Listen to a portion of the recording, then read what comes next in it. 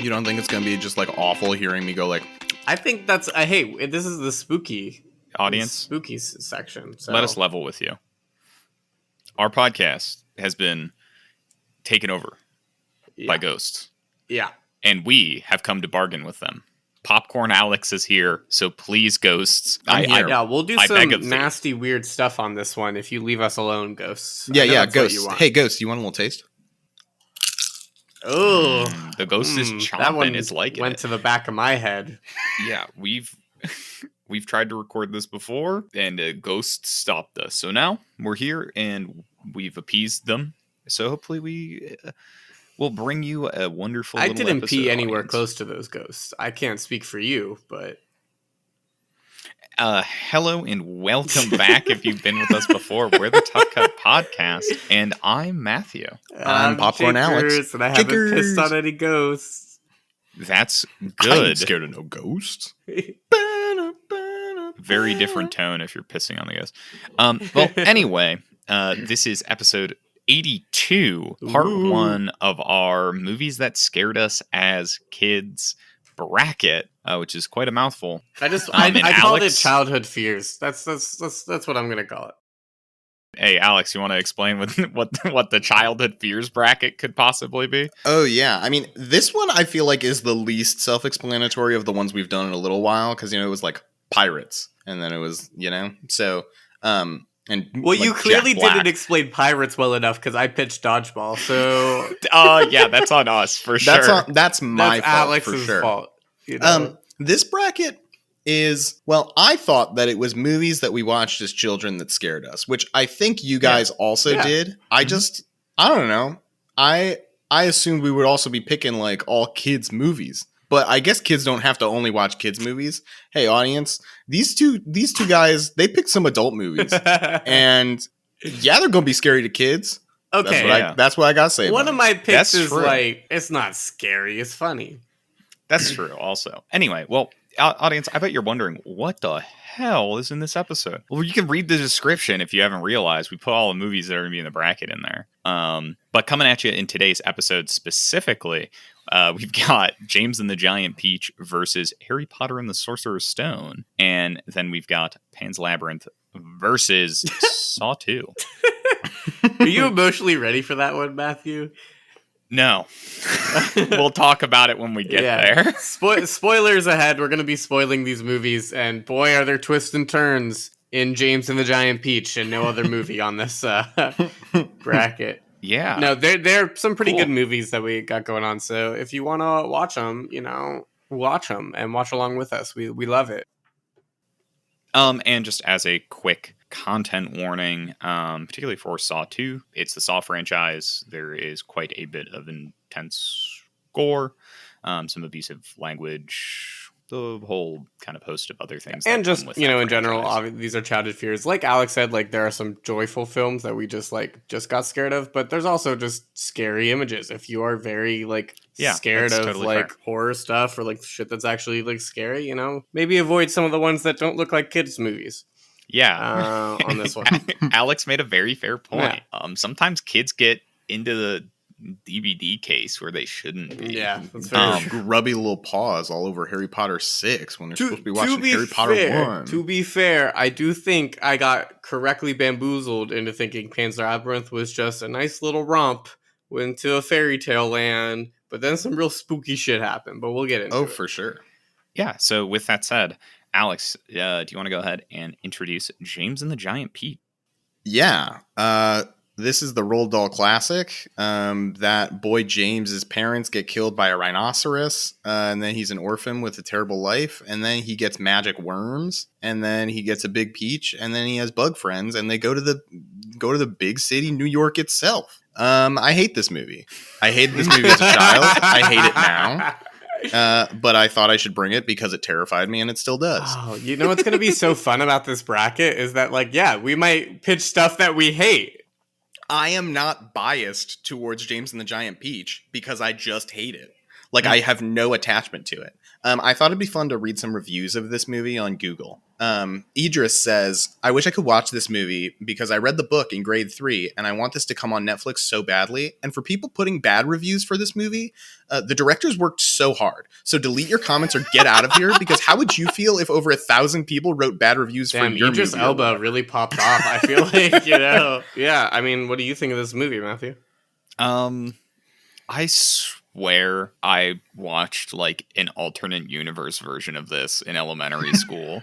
Like, I've for sure seen this movie. There's moments I remember, like the totally not Jack Skellington, but as a pirate. Yep. The giant peach. What?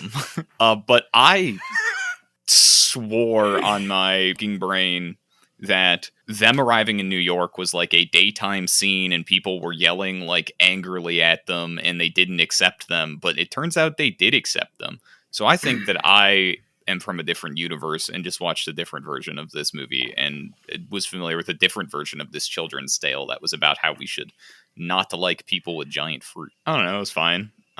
Susan Sarandon as a spider, I know, Jake. No, Spiders, but was she's hot. kind of crazy. Look, I'm not gonna sugarcoat it. Jake's like, I'm all for spiders. No, like, if dead they're ass, yeah. Like, there is like a trope. There's a trope with animated spiders making them all sexy. Like, if they're played by sexy people, I'm a watch. James Is that why you also love Unironically, Charlotte's yes. Yeah, James's spider mama is Yeah. I fucked with Roald Dahl heavily. I mean, real fans of the podcast know that Roald Dahl has some of my favorite, shit. I mean, Fantastic Mr. Fox is a Roald Dahl, and I love that shit. This did not scare me as much as scared Alex, probably, but it is jarring. And if you look, I'm usually scared of spiders. Probably when I was a kid, I probably was scared of the spider until I hit puberty and started having feelings. Whoa! That peach ain't the only thing that got giant, I'll tell you that.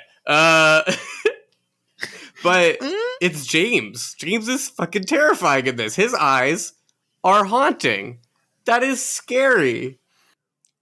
His eyes are terrifying. He doesn't look like the living boy that they used, and he can't sing for shit. All of those are true about me. Your eyes are gorgeous, actually. With that said, I'm not going to let you talk yourself down. You have beautiful eyes. Piercing, Aryan beautiful eyes. blue eyes. Whoa. It's a loaded term, my guy. Which is the most casual way you can respond to that. With that said, on the other side of this bracket, we've got Harry Potter and the Sorcerer's Stone or Philosopher's Stone, depending which part of the world you're from. Released in 2001, directed by Chris Columbus. Harry Potter doesn't know how to be a wizard boy. Turns out he is a wizard boy. Goes to wizard school. And basically, this is really, I forgot how much of this movie is really just like a slice of life wizard guys being dudes movie for like 75% of it. And then the other 25% is like, there's a mystery about. You just wanted to get the British schoolboy back. You just wanted to invite him back on the podcast. I see it. That's truly terrifying. Yeah, so as for this movie, my mother read these books basically like as they were first released. So me, very, very, very young, saw this movie, and broadly not a scary movie, but for whatever reason, I knew it. I was like, it's the troll toll. The troll. Wow, I did not The expect troll's it to pretty be scary. The troll. It is. I'll just jump in here if you don't mind with my thoughts. Go for it. At first I'm like, you picked the wrong scary one. It's Chamber of Secrets, for obvious reasons. No, it's Prisoner of Azkaban. The spiders! The werewolf The scene. spiders! What are you guys talking about? None of that scared me. It was just the troll in the first one. Honestly, this first one, upon a rewatch, so much whimsy. I had a great little time. It's literally so much like whimsy. a wizard slice Who knew of that life. half those characters would be dead by the end? Yeah, The author's a piece of shit. Let's take a time to say fuck J.K. Rowling. Once again, they're in. Have you guys fucking heard this? Graham Norton, famous fucking late night British comedian. He spoke for trans rights and was talking about it and used J.K. Rowling as whatever. And J.K. Rowling and her followers petitioning for him to be off air. My God. J.K. Rowling fucking blows. Sucks. I can't believe Harry Potter wrote itself. It's pretty miraculous. Yeah, this story is full of so much whimsy. It's one of those things. If you scratch the surface, which who knows how much we will. You realize how like functionally fucking broken the world of Harry Potter is, and is clearly written by a person that has a lot of preconceptions. She invented slurs for this book. Okay, the scariest part about this movie is J.K. Rowling's involvement. Hagrid literally rolls up seconds like after properly meeting young boy Harry and is like teaching him wizard slurs. Yeah, he's like, they're muggles. Yeah, I'm like, damn, again dude. With the whole like goblins coded as Jews. That's weird. It was weird upon a rewatch. I'll say it. Yikes! Yeah, big yikes. The last one I just want to call out, the like fucking epiphany I had rewatching this for the first time in quite a few years. But she portrays Harry being forced to do chores around the house. Like he's shown like cooking for the Dudsleys and whatever. He's shown like cleaning their house.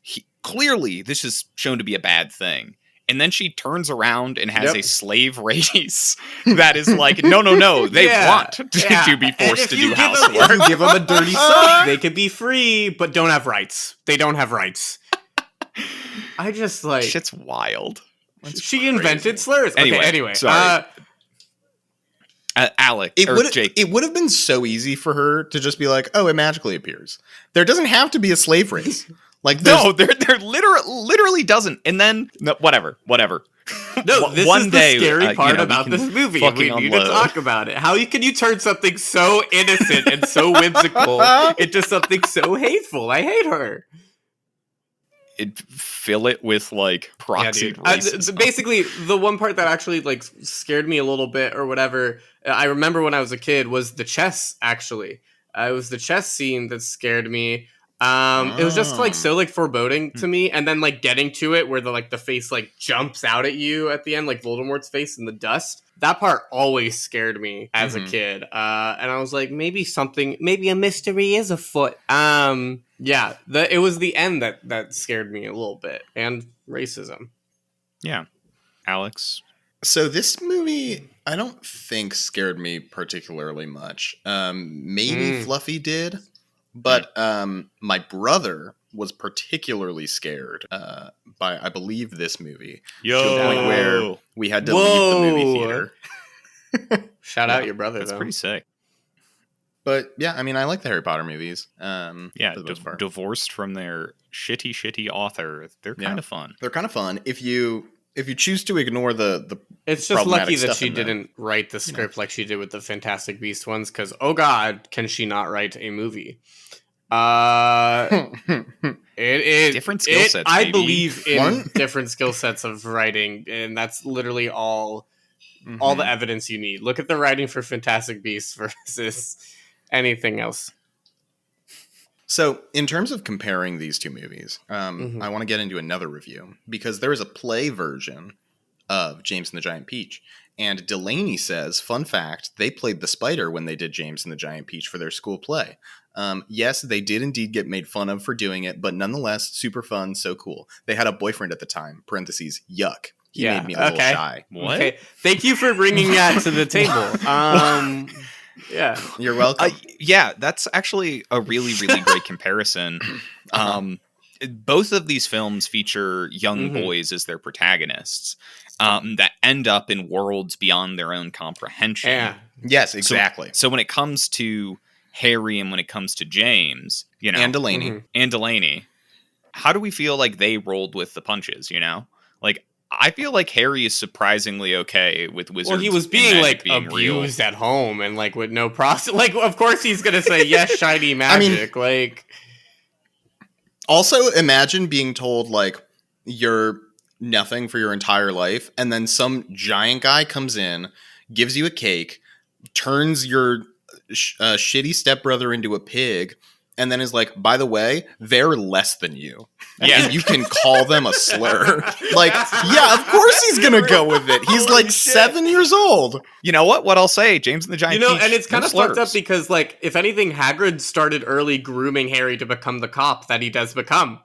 he becomes a cop. Out of all things, Harry becomes a racist cop. One of the very first things Harry learns about the world of magic is a racial slur, Yeah. and then he becomes a cop when he's an adult. How much more, perfect could that truly be? terrifying. That is truly terrifying. And then Delaney, well, we all know what she's I need to know if been doing Delaney recently. has a hot mom or mommy figure, because we got the spider and we got McGonagall. So we got 2 hot mommy figures. You know, you mentioned McGonagall, Jake. Is that it? Is that all you had to say about that, what I Matt? said. I was trying to formulate a joke about furries, but couldn't make it to the finish line. That says in more time. about you than it does about me, so I think I came out of this pretty spotless. I'll say it. Yeah, Jake always This finishes when is he less true than I... It's a really productive conversation. I'm sorry, I just got blinded by the Yeah. slurs thing, okay? I'm sorry. No, that's honestly totally fair. And yeah, Look, I have a question for just this bracket going forward. Are we voting for the better movie, or are we voting for the scarier? Like, how are we feeling about that? So that actually brings up something I wanted to pose to the group with each film, really. I think we touched on a little bit. Would this have scared each of us as a child? Whatever. We could talk about it more explicitly. But if you had a child, would you let them watch these movies? God, it's so tough because I don't want my kid to watch Harry Potter because then he's going to learn about slurs. And I don't want him to watch James and the Giant Peach because I hate it. And I don't want to watch James and the Giant Peach. And the thing with children, you never know what movie they're going to latch on That to. is to make their whole personality. God, could you imagine if my child loved James and the Giant Peach and I had to play it on repeat every day? That'd be pretty bad for you. I rough, know that'd be bad for you. Here's the thing. The most fucked up thing for me, I don't know if this is going to be a great gauge. I'd show my kid pretty much anything. Yeah. Like, I'd probably, like, with the exception of maybe Saw 2, I would wait till... Exactly. Well, they got to watch you the beat first me one. to it. You beat me to the joke. You beat me to the joke. Yeah, because if we'll get there soon, but you know, oh my god, the ghost, it almost got us.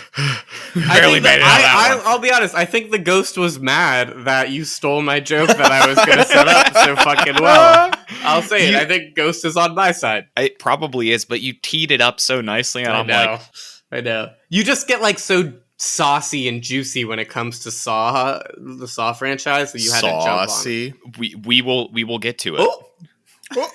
We'll get to it. James and the Giant Peach, Harry Potter. I don't think there's anything. I don't know where that comment's going. I guess I'm looping back around to what Jake initially asked. Yeah. How are we voting, or how do we think we want to vote? Thinking about, like, do you think this movie scares a child more than the other movie? Right. Like, okay.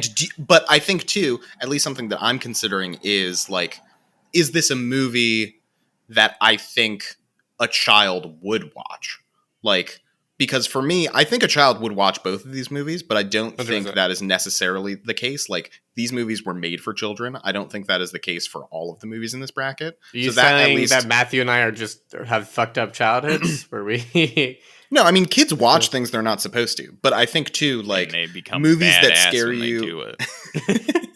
Kids, if Movies you're that scare you listening, as a watch a Kids, movie. That please. you... Don't watch James and the Giant Peach. If normally we ask you to watch along, please don't watch James and the Giant Peach. But like for me, I think I completely forgot what I was saying. Sorry. No, you're good.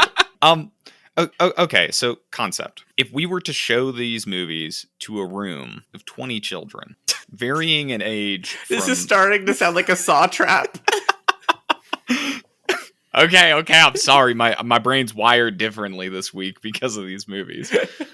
Okay. How about this? You have a room of 100 children, and you ask the room, if you want to watch this movie, go into the second room and you watch the movie.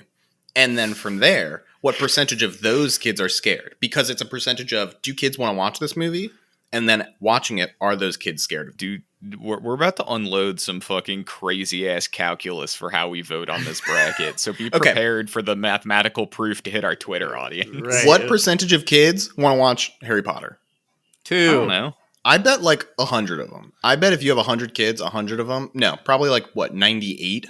I bet the vast majority of kids want to watch Harry Potter. How many of them have been raised by like Harry Potter fanatic parents, and then they're like, "That's cringe. Dad is cringe, dude." Yeah. Well, they also could be. I don't know. It's kind of interesting now because, like, I feel like with a new generation of kids, like, people might not show them Harry Potter as much because of how awful J.K. Rowling has been.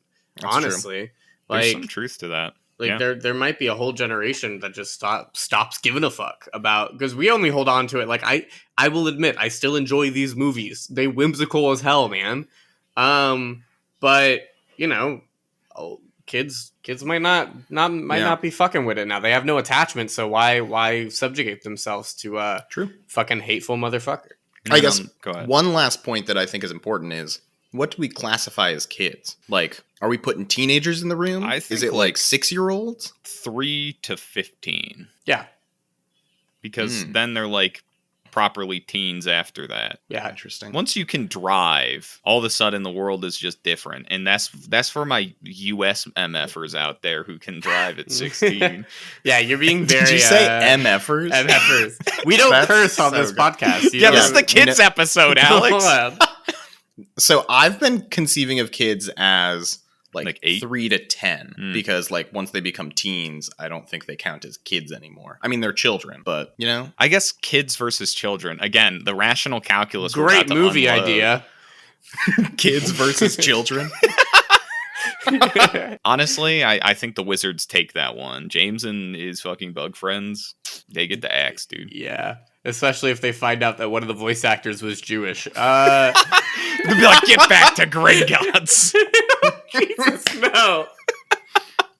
I'd like to take this moment to remind you, these 3 hosts were all Jewish. Can we talk about how much I dislike the vast majority of the bugs in James and the Giant Peach? Yeah, I actually feel like some of them are like bad people. Yeah. Yeah. They also force that one to be a light all the time. Yeah, that sucks. She's like in a cage. Pretty fucked up. And then one time she peeks out and they're like, get back in the peach. Like, what's up with that? Why do they all have different voices? These bugs are from the exact same garden. Why do they have different voices? Sometimes it makes no sense. A naughty I hate little this French movie. spider makes her way to England to really liven the place up. I can go first here. Ooh, hot.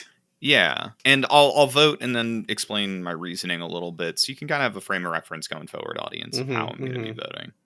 So I'm going to vote for Harry Potter and the Sorcerer's Stone over James and the Giant Peach. And as far as like what criteria goes into that, I think at the end of the day, we're still in part evaluating these movies as movies. And I just think Harry Potter and the Sorcerer's Stone is a better movie. But beyond that, nothing to me really stands out in James and the Giant Peach as being particularly frightening. Whereas, like, I can conceive of moments in Harry Potter where a kid watching it could be, like, there's somewhat intense circumstances, you know? Like, going through the little fucking puzzle of dungeons at the end, that could be pretty intense, it was pretty you know, scary for a kid. Yeah. Mm-hmm.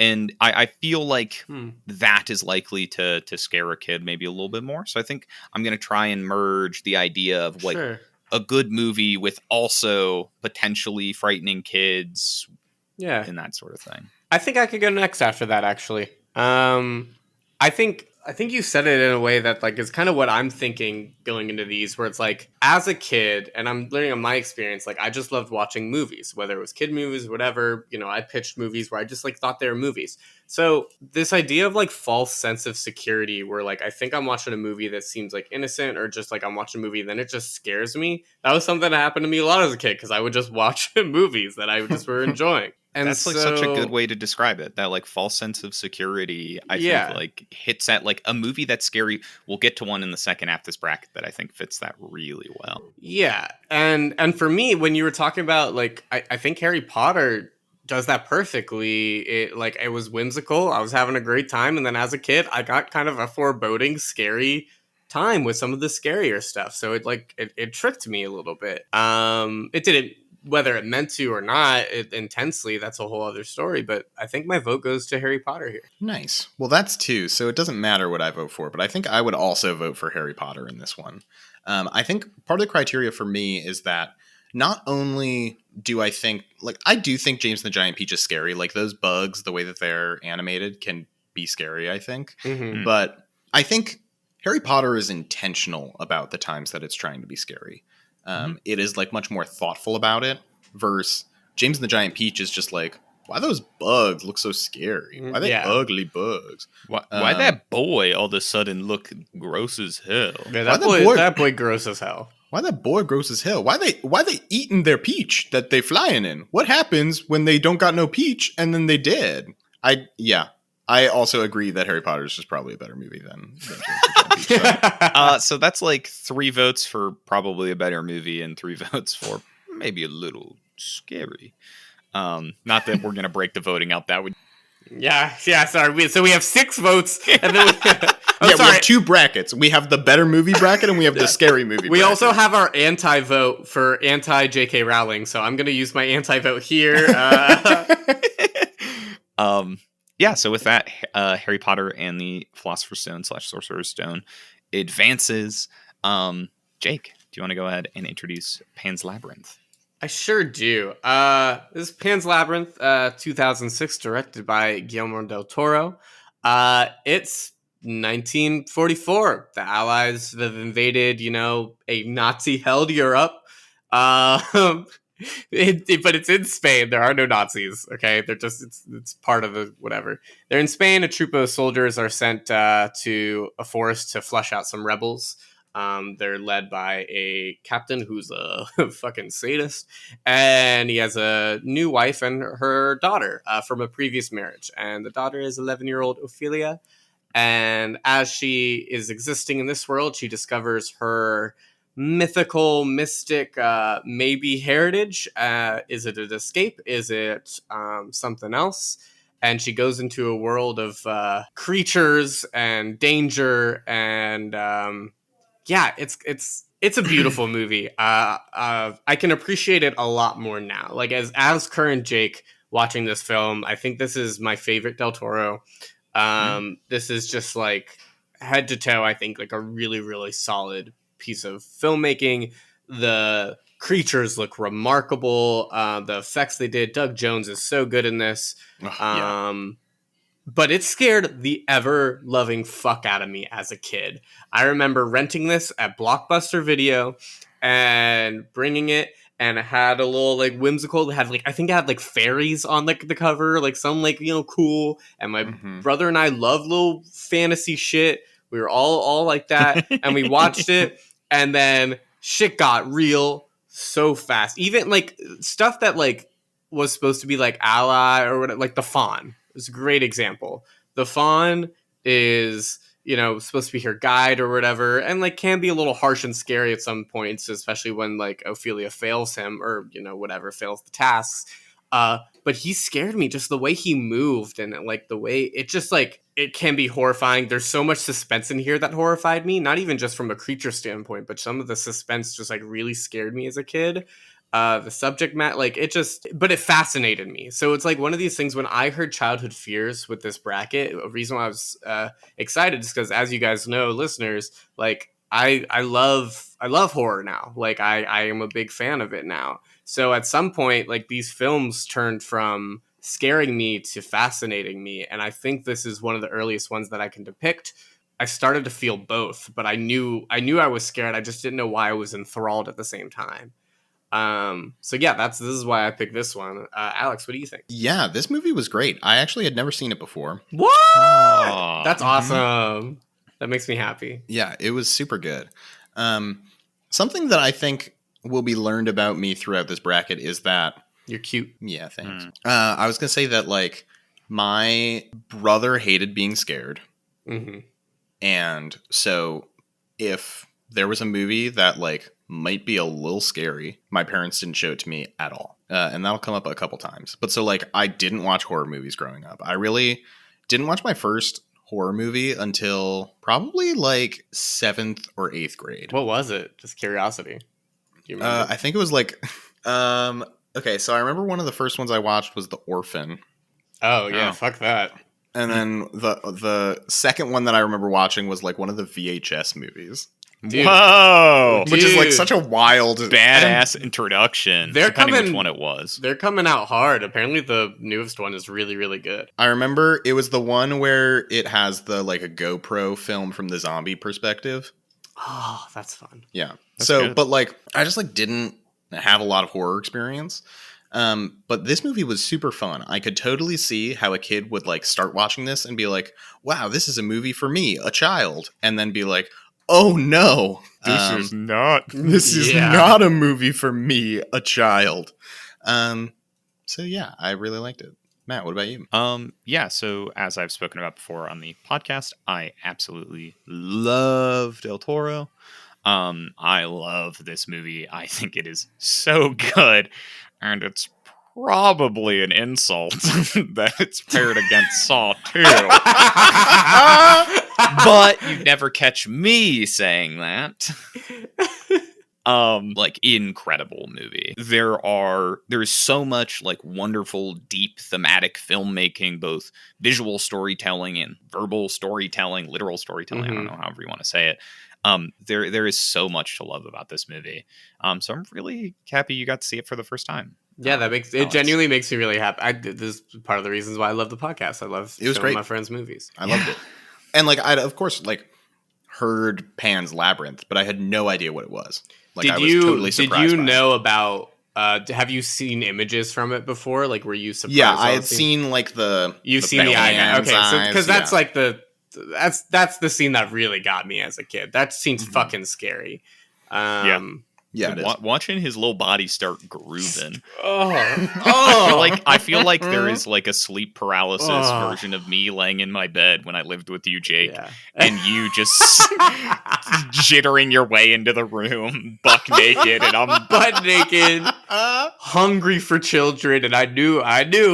Oh god, that's yeah.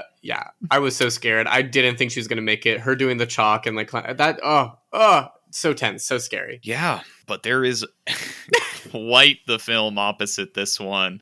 Saw 2, released in 2005, directed by Darren Lynn fucking Bozeman. Is that is that affection? I'm sensing. It's complicated, baby. It's complicated. As far as the plot of this movie, John Kramer, also known as Jigsaw, the media gave him that name though, has been apprehended by the police, led by Detective Eric Harry Matthews. Potter. Yeah, by Harry Potter. I do think Harry Potter would act much like Eric Matthews. Oh, and for sure. Oh my abuse a God. fucking suspect. Led by Detective Eric Matthews, played by Donnie Wahlberg. Just imagine if it was a different Wahlberg. Then it would have as- gone down differently if Mark Wahlberg was there. As he seemingly races against time to try and save his son from one of Jigsaw's twisted games, is the easiest description I'm going to give. I have a very actually, you know what? These two know I have a complicated history with the Saw movies. Sometimes you just meet a type of guy who's ready to unload a uninterrupted 45-minute rant about the Saw movies at any moment. I'm that guy. So when I sat down and watched this for the podcast, Yeah. minus the ghosts a couple weeks ago, whatever, Mm-hmm. and I texted Jake as soon as I finished. Actually, I was partway through. It was during. I know it was during. I texted him, Jake, I feel like an addict who just got a hit of the good stuff.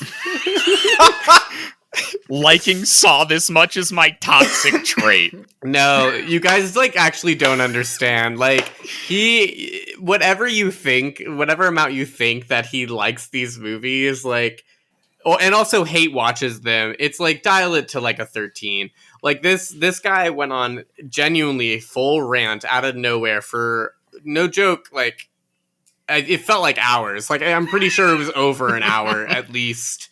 And I have like video evidence of it. There's like yelling and screaming and recounting of super specific plot details and like specific traps from like but like that's the thing, hearing you do it like made me want to watch the movies, like, because I've seen a good chunk of them. I haven't seen all of them. That's for fucking crazy people. But and the first one is genuinely a great film. Just in general, it's just a great film. But hearing him talk about all this stuff, wow, does it open a box.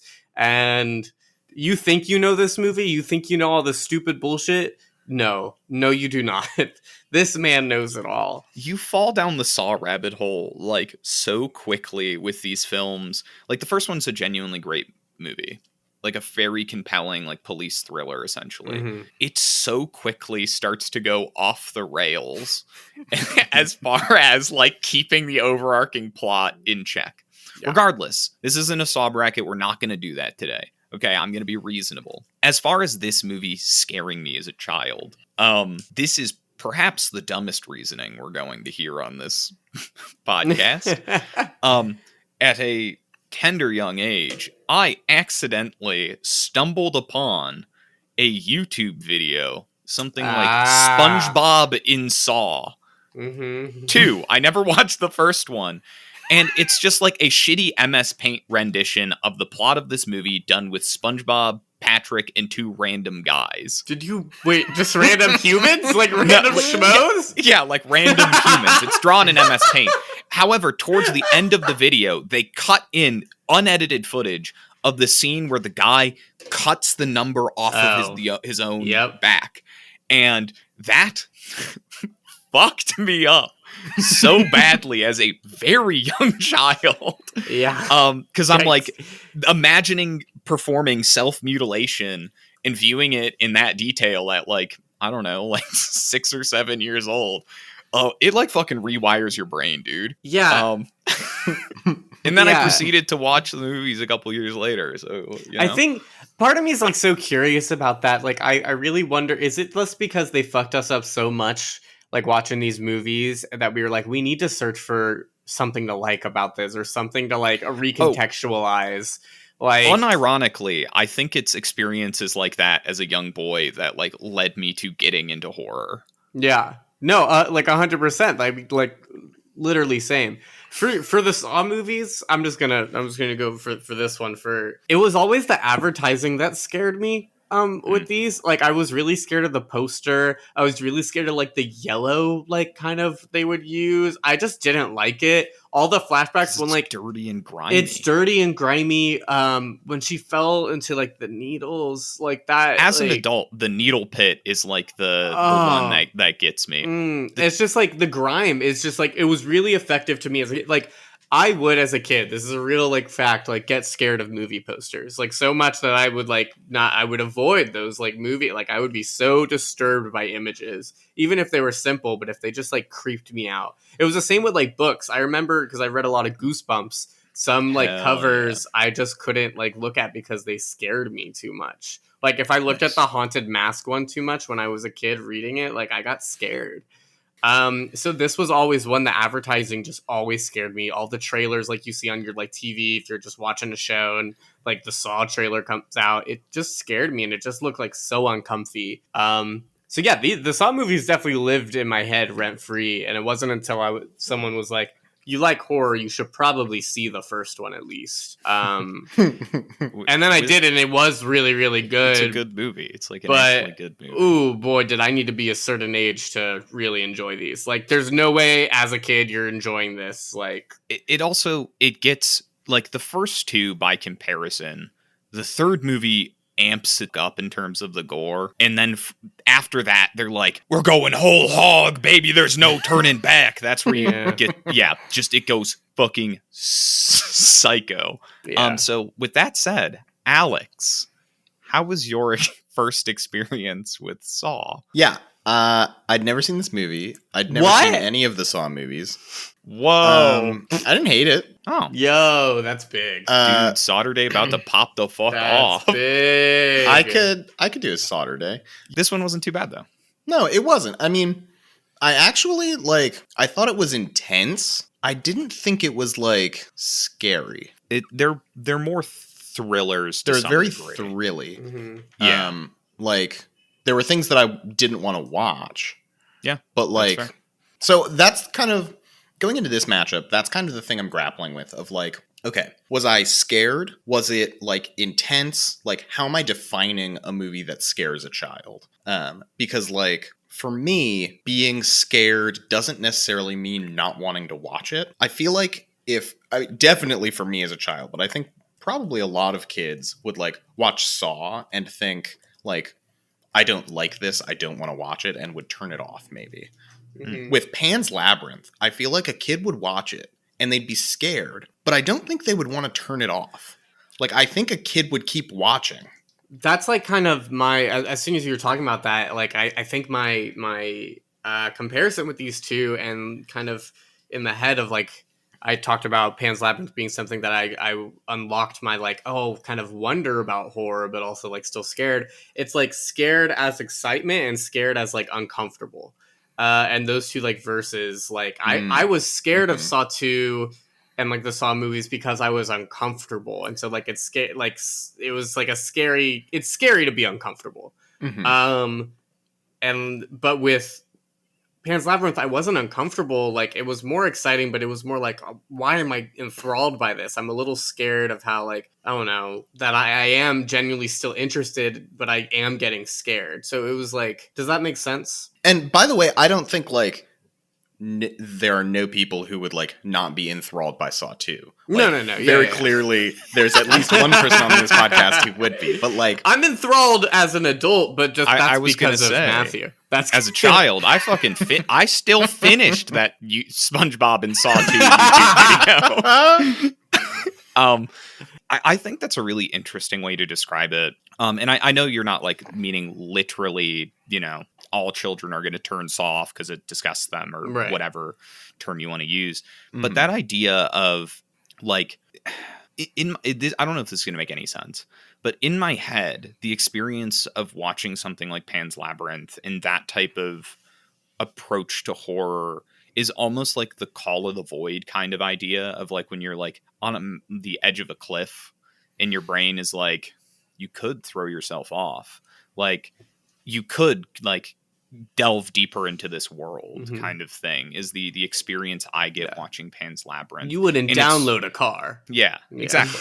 And we literally get to watch Ophelia fall into that exact thing, which I think is, it's such a compelling movie. And I have so much respect for something that, like, is for sure, like, going to scare especially a young person, but do it in such a way that they're going to bring them along for the ride and, like, make them not want to stop.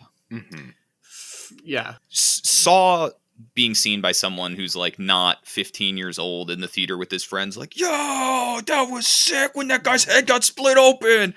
At, like, age, I don't know, 12 or whatever. Yeah. Like, it's a very different type of that feeling, you know? For me, another layer with Pan's that I realized was I love the movie Spirited Away a lot, and that movie also was pretty, like, scary, but in a different like way. Like, the whole, just because Pan's Labyrinth is essentially more or less the same story of, like, kind of like this escape and this child, and, like, the fantasy element of that, and, like, dealing with all these, like, really traumatic things. Obviously, Pan's is a little bit more serious and intense, but I think it also reminded me when I was a kid of Spirited Away, because I definitely saw that first before this, and something about cranking it up a little bit more and recontextualizing fear, like the fear of, like, in Spirited Away, of, like, moving away, going to a new place, and, like, what's that mean? And, like, with this, the real fear of your family and your situation literally needing to escape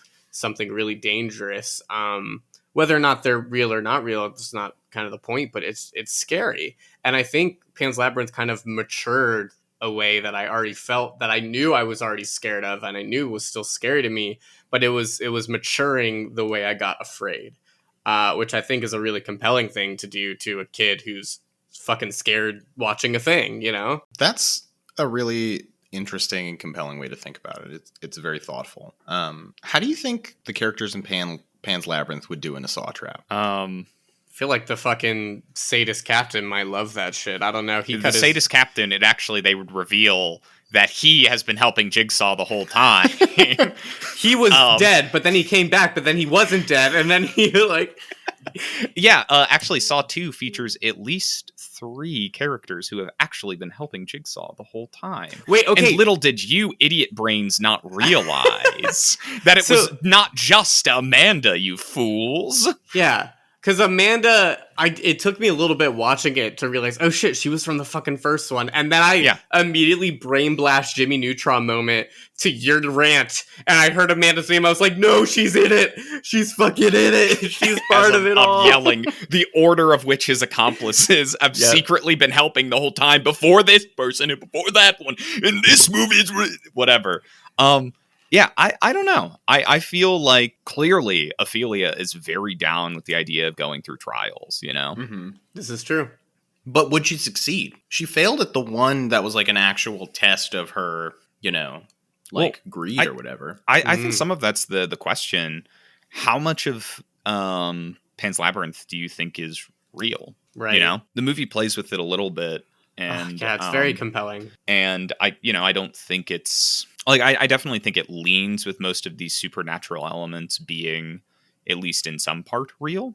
But it's also ambiguous. Much like it's ambiguous if John Kramer is clairvoyant. He does know everything, and he's able to foresee exactly what people how they'll act and what they'll say. Is it some kind of clairvoyance, or is he a deistic figure? You know, he's never killed anyone. Much Here's like God didn't murder everyone when he sent the flooded the earth, you know? It's I have to give your boy Jigsaw credit. He said one of the most funny lines to me.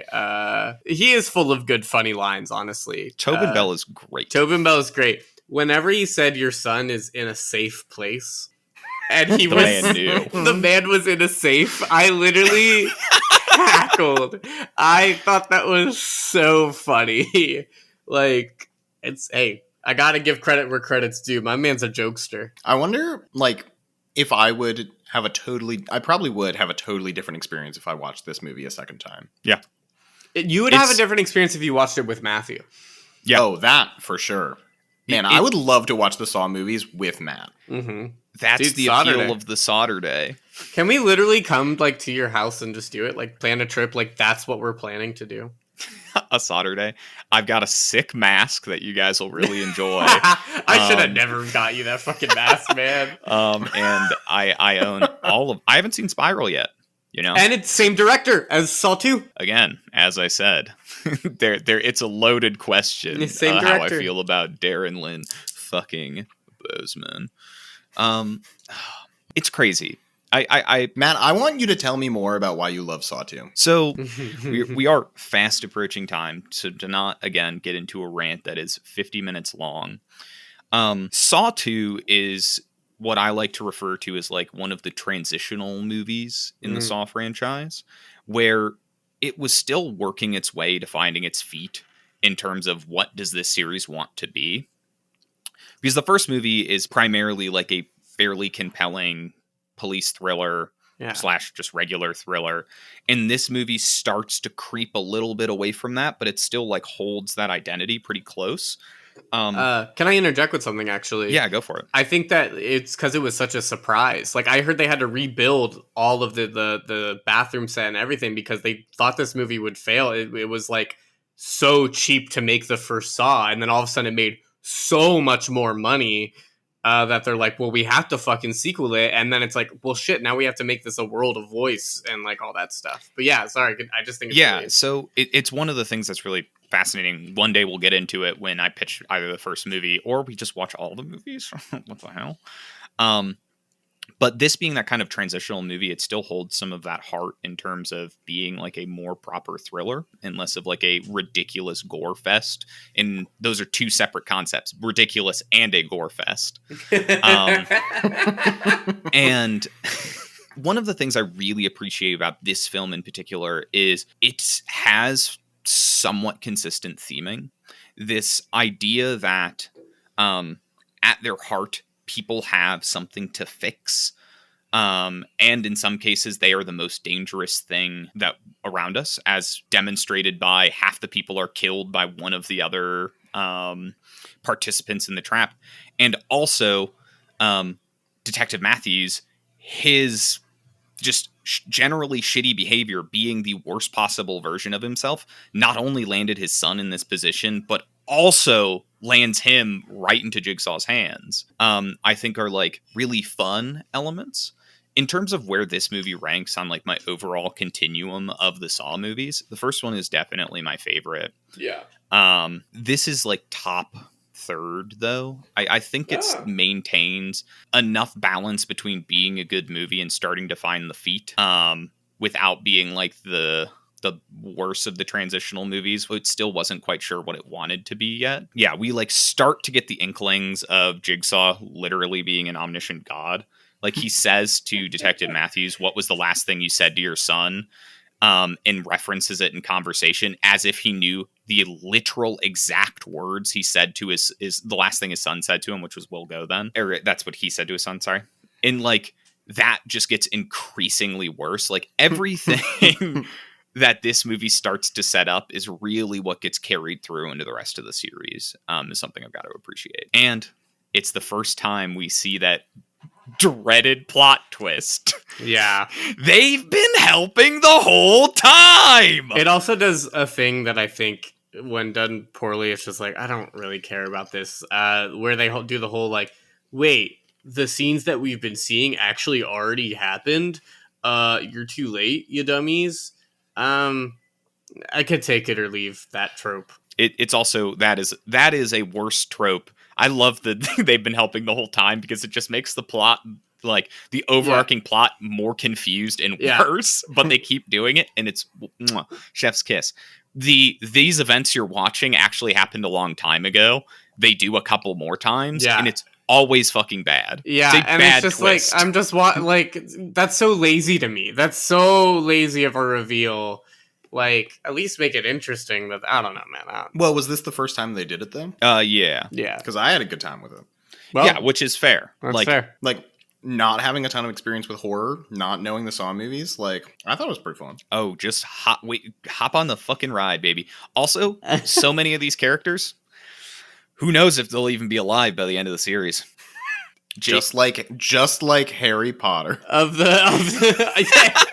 Saw 2 is essentially Harry Potter, except it has a more, I guess... Saw 2 is actually more child appropriate. I literally it's so hard.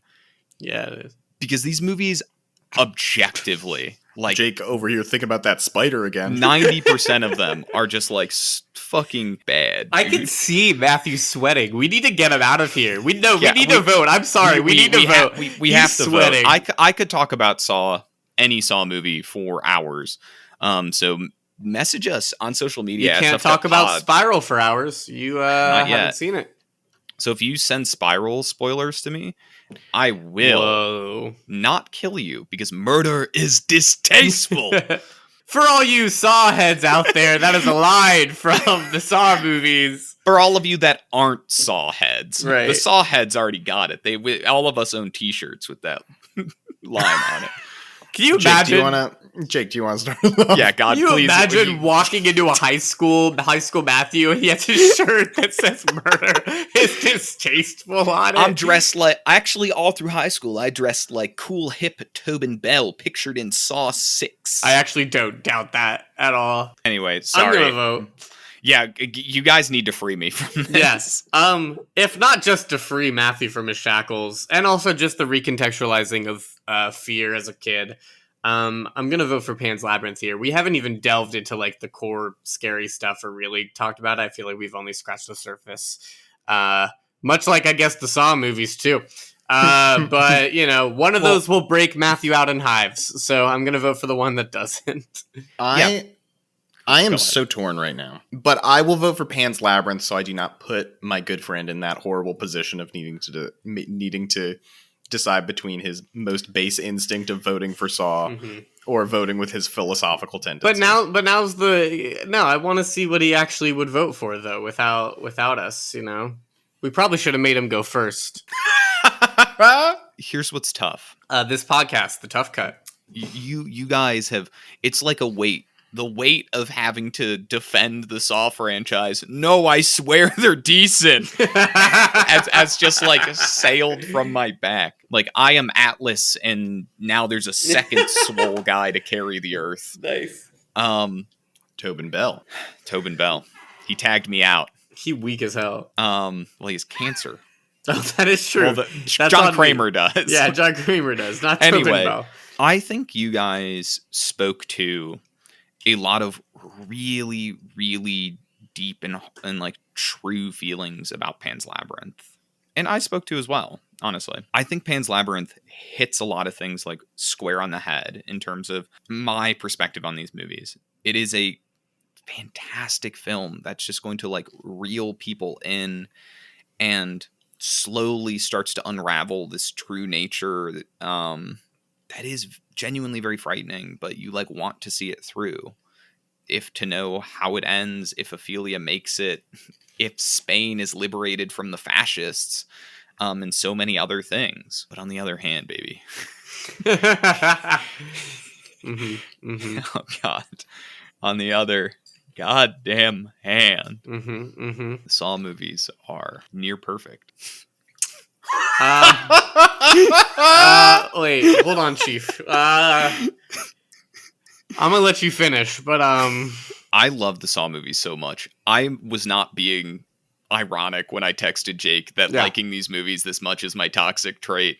I actually think watching SpongeBob and Saw 2 like reprogrammed my fucking brain. Guys. Like I will. It's so hard to explain. And you know what? This is the dude from New Kids on the Block. That's Mark Wahlberg's brother. He's in that band. Yeah. Isn't that crazy? Yeah. So with that said, I'm voting. Pan's Labyrinth advances. But what are you voting for, Matthew? I'm voting.